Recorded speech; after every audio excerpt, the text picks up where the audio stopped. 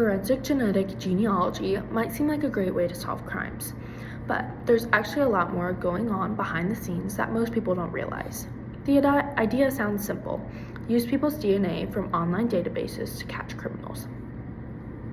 But once you look deeper, you start to see a bunch of hidden issues that make this method way more complicated than it first appears.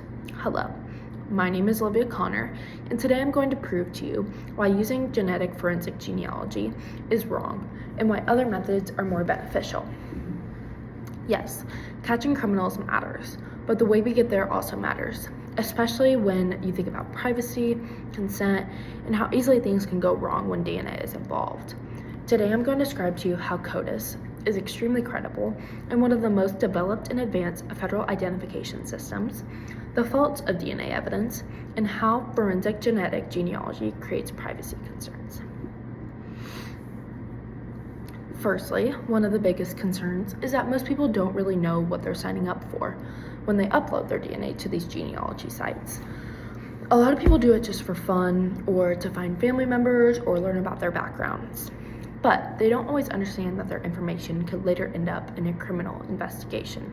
Even if you never upload your DNA, a relative might, and suddenly your genetic information is available too. That brings up all kinds of questions about consent, because you never agreed to be part of anything like that. Yet, your DNA could still be used to help identify someone in your family tree during a criminal investigation. Another thing people don't always realize is how different forensic genetic genealogy is from the government's official DNA system, CODIS. CODIS is super controlled and is extremely tightly regulated. Only DNA from people who were arrested for specific crimes, convicted offenders, or samples taken directly from a crime scene can be entered into CODIS. The FBI states that CODIS is a system that uses DNA profiles to link serial crimes and offenders and also helps identify missing persons. Regular people who use sites like 23andMe or Ancestry DNA aren't a part of that system at all. CODIS also has strict rules about who can access it and how the information is used and what cases it can apply to. But genealogy databases don't have those same protections. When people upload their DNA for curiosity, they're placing it in a space that wasn't originally designed for law enforcement use. Yet, police can sometimes access it depending on the site's policy. This difference is huge because CODIS is built around legal guidelines, while genealogy databases have a lot of gray areas that make privacy much harder to protect. Therefore, why would you not just want to use CODIS, an already highly developed, incredible database? Therefore, we already have an alternative for forensic genetic genealogy, and there may also be problems with using found DNA. Another major issue is that DNA evidence is never perfect. A lot of people think that DNA never lies, but mistakes happen. Sometimes the DNA from a crime scene is tiny, contaminated, or incomplete. DNA could also be transferred from gloves, equipment, clothing, vehicles, or the prior crime scenes, according to Patrick and Farrell. With forensic genetic genealogy, investigators don't get a direct match.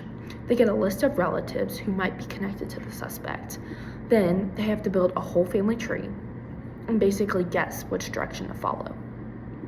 This has already happened in real cases where innocent people were questioned or treated suspiciously for no reason.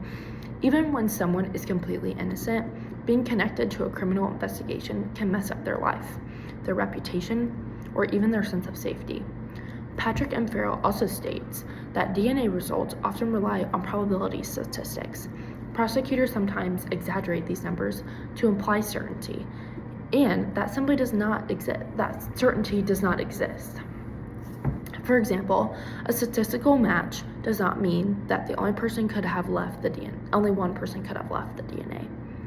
Finally, privacy is another huge concern. DNA isn't just some piece of information. It contains everything from health risks, family background, personal traits. Once it's stored somewhere, you can't really take it back. If a genealogy database gets hacked or shares data with third parties, extremely personal information can end up in the wrong hands. And since DNA cannot be changed like a password, the risks last forever. People deserve to know who actually has access to their genetic information and what could happen to it over time.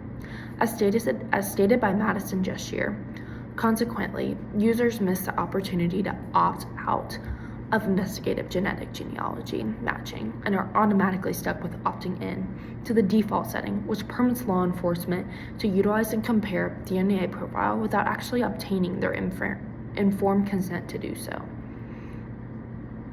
How could all of this outweigh the possible benefits of forensic genetic genealogy? Overall, forensic genetic genealogy isn't about solving crimes. It raises major issues about privacy, consent, fairness, and accuracy. Before it becomes an even bigger problem, there needs to be more structure and more protections so people can trust how their genetic information is being used. Imagine if your DNA was being used in a federal database, even when you have done nothing wrong to be within their system. DNA is powerful, and if we don't set boundaries now, we risk letting a helpful tool turn into something that goes way too far. Thank you.